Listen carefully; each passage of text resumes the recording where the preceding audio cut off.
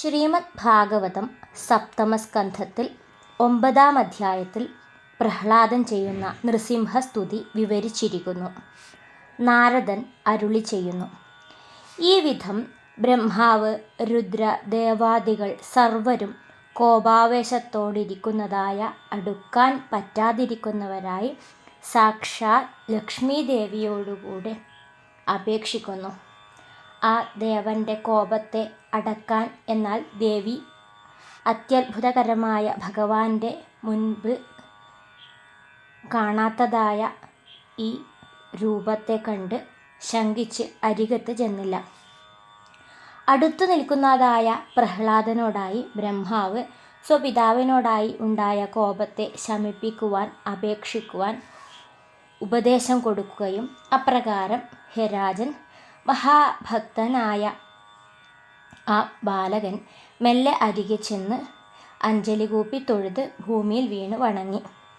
സ്വന്തം പാദമൂലത്തിൽ വീണതായ ആ കുട്ടിയെ നോക്കി ദേവൻ കൃപയാൽ എഴുന്നേൽപ്പിച്ച് കാലസർപ്പത്തിൽ ഭയന്നിരിക്കുന്നവർക്ക് അഭയമായിരിക്കുന്ന കരാംബുജത്തെ അവൻ്റെ ശിരസിൽ വെച്ച് അനുഗ്രഹിച്ചു.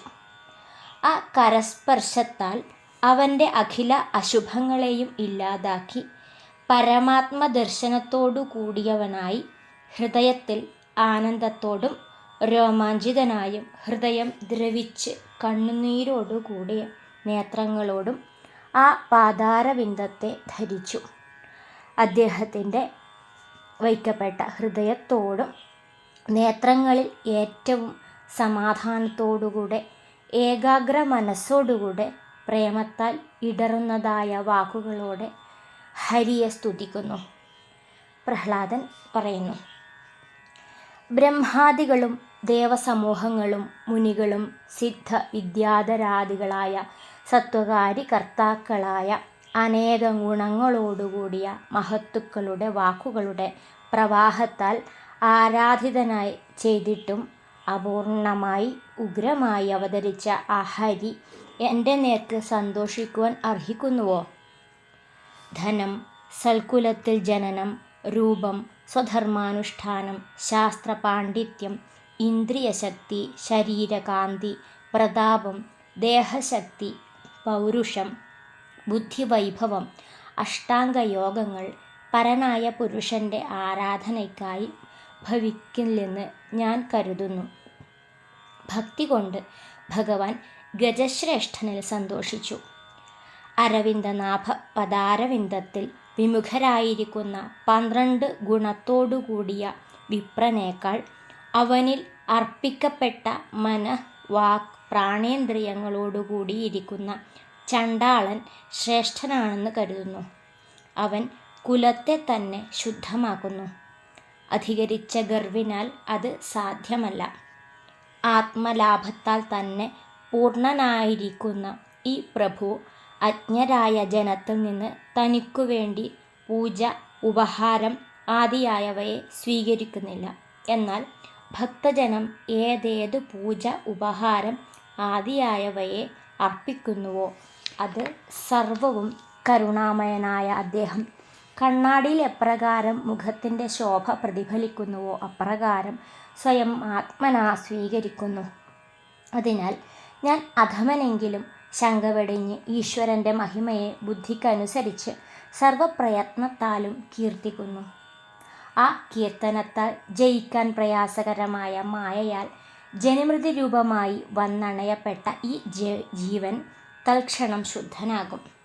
ഹേ ഈശ, ഭയന്നിരിക്കുന്നതായ നമ്മൾ സർവരും ബ്രഹ്മാദിദേവകളും സത്വഗുണത്തിൻ്റെ ആസ്ഥാനമായ അങ്ങയുടെ വിധി നടപ്പിലാക്കുന്നവരാണല്ലോ. ഞങ്ങളെപ്പോലെ അല്ലല്ലോ. ഭഗവാന്റെ മനോഹരമായ ലീല അവരുടെ ക്ഷേമ ഐശ്വര്യാദി ഗുണങ്ങൾക്കായി ആകുന്നുവല്ലോ.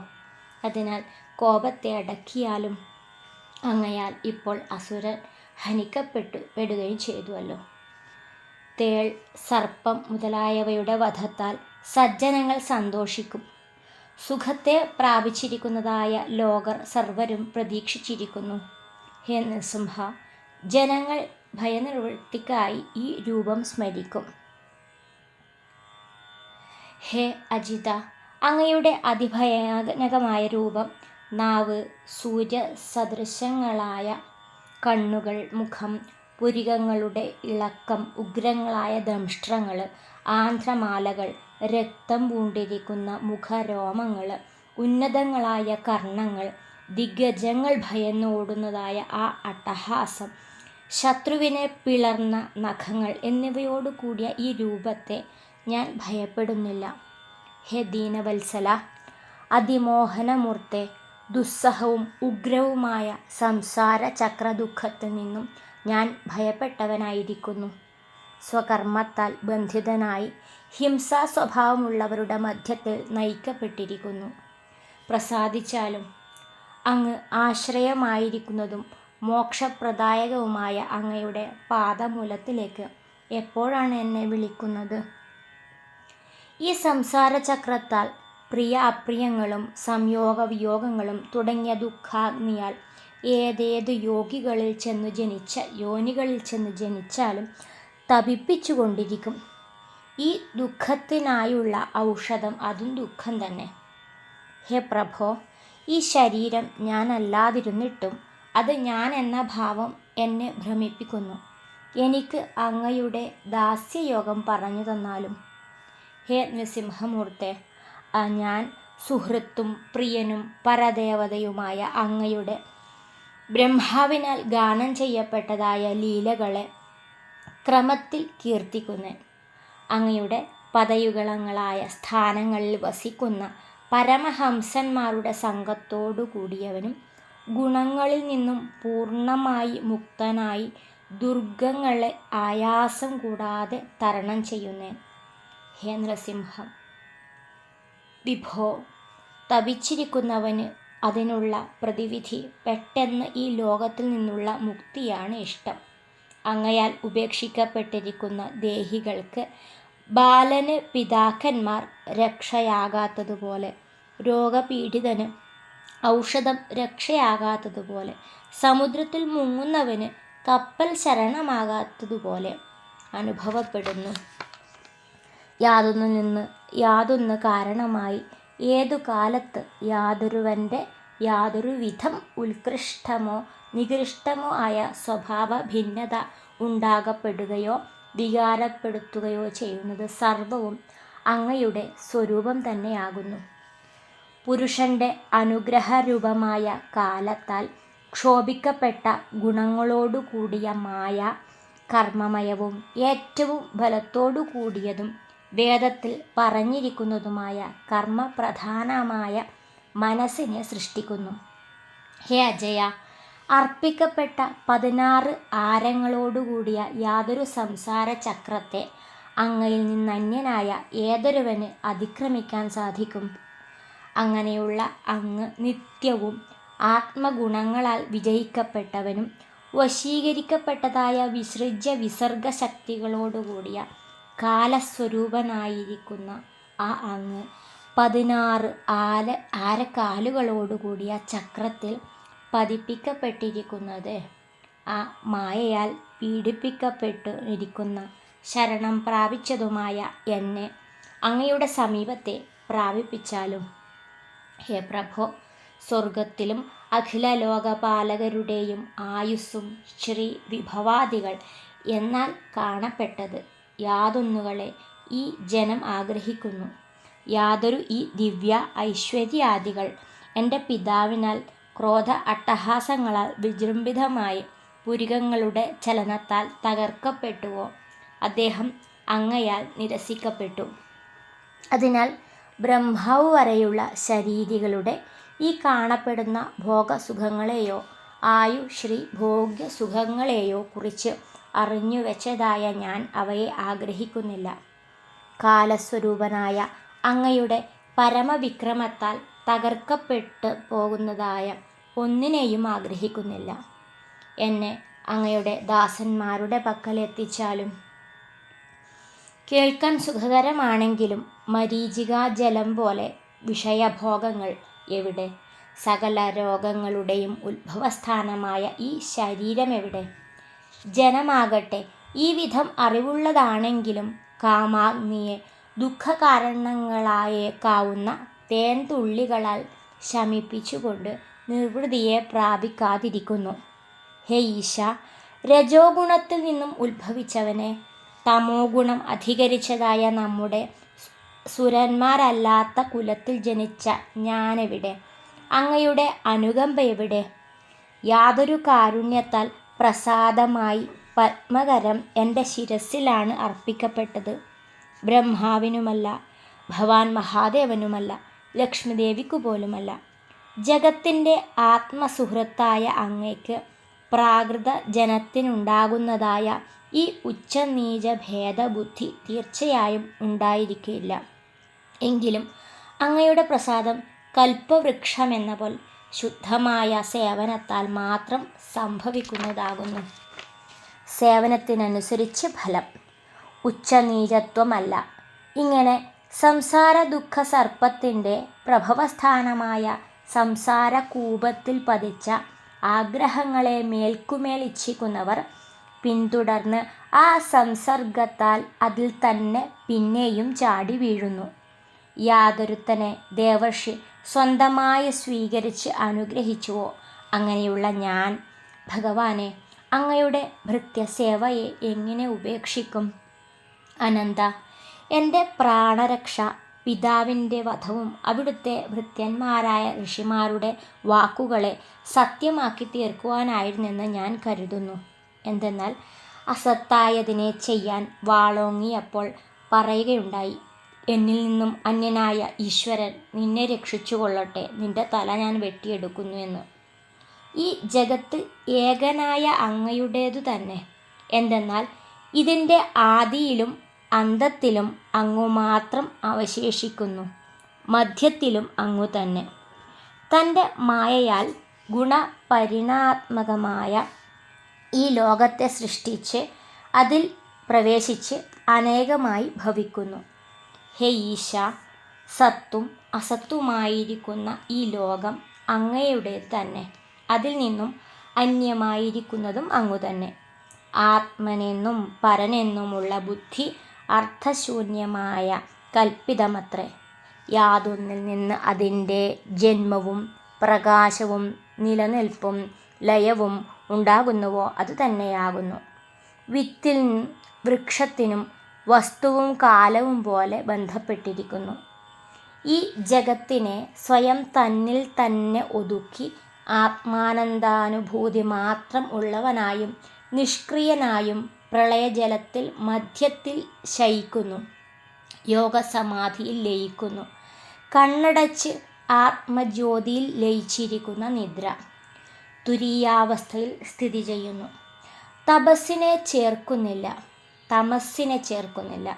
ഗുണത്തെയും ഈ ജഗത്തും അങ്ങയുടെ ശരീരം തന്നെയാകുന്നു.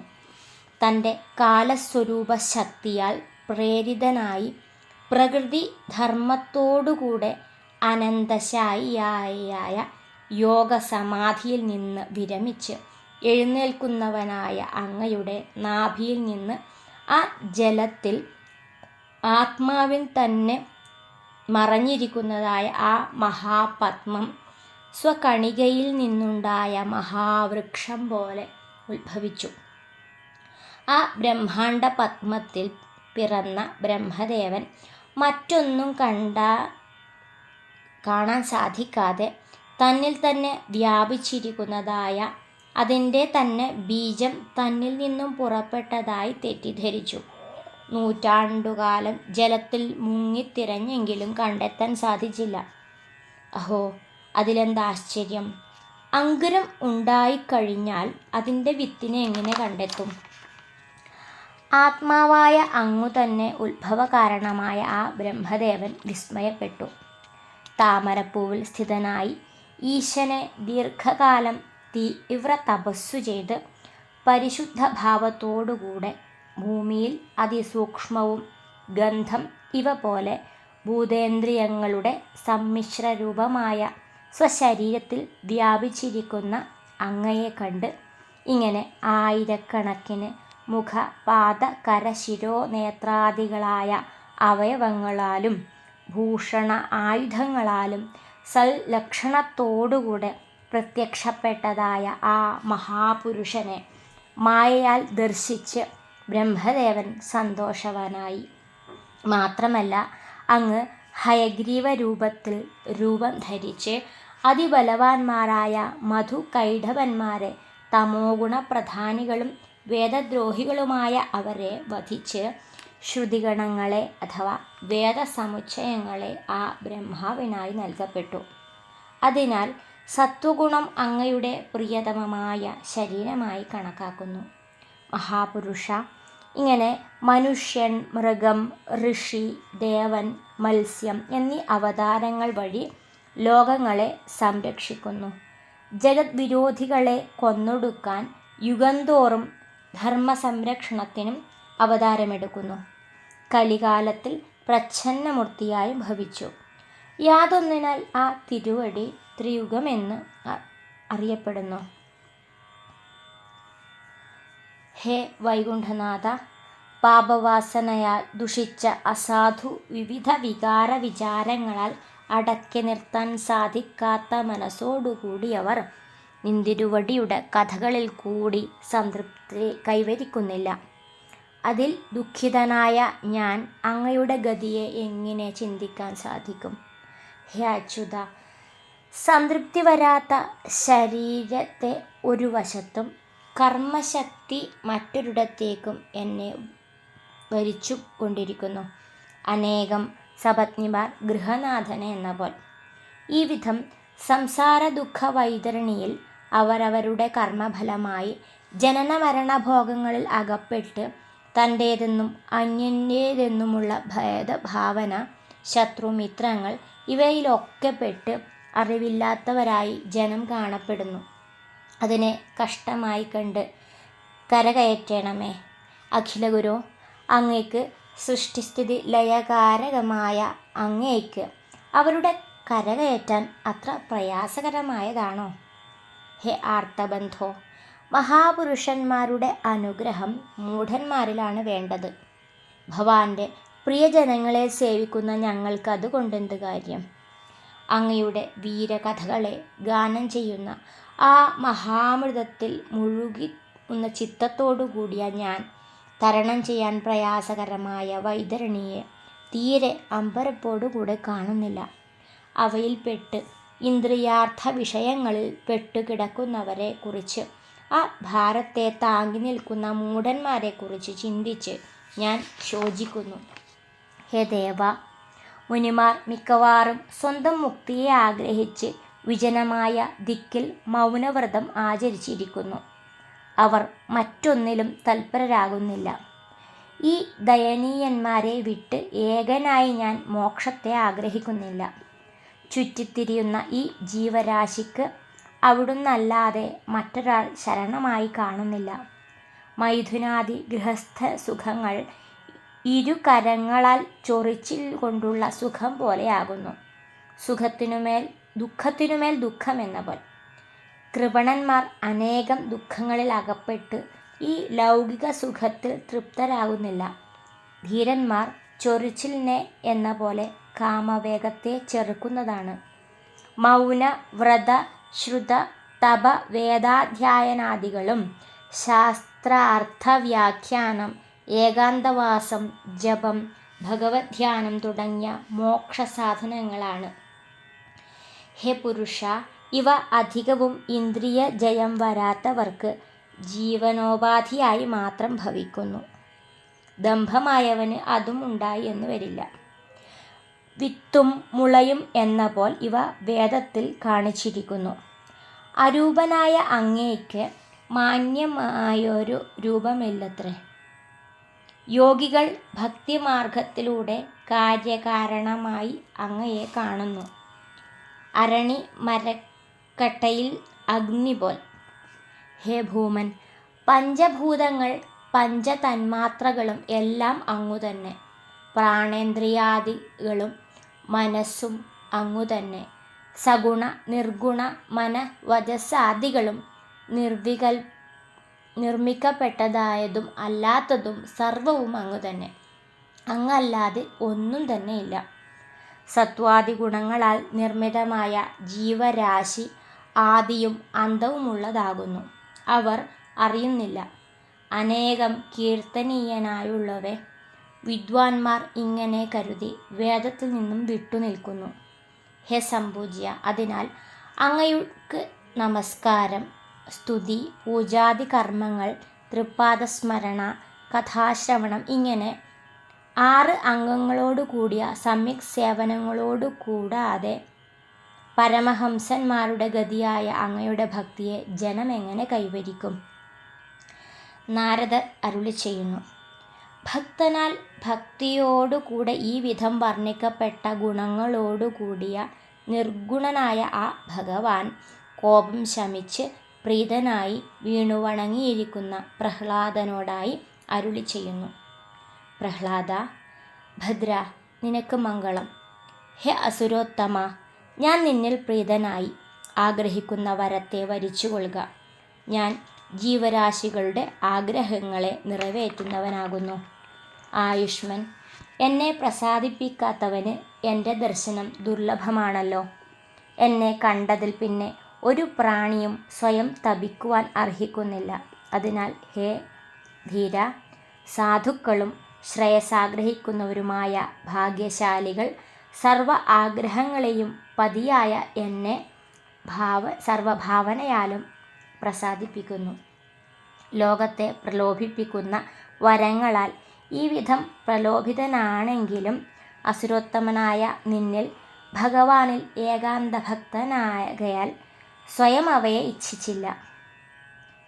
ഇവിടെ ഭഗവത് വാക്കുകളിലൂടെ ശ്രീമദ് ഭാഗവതം 7ാം സ്കന്ധം 9ാം അധ്യായം അവസാനിക്കുന്നു.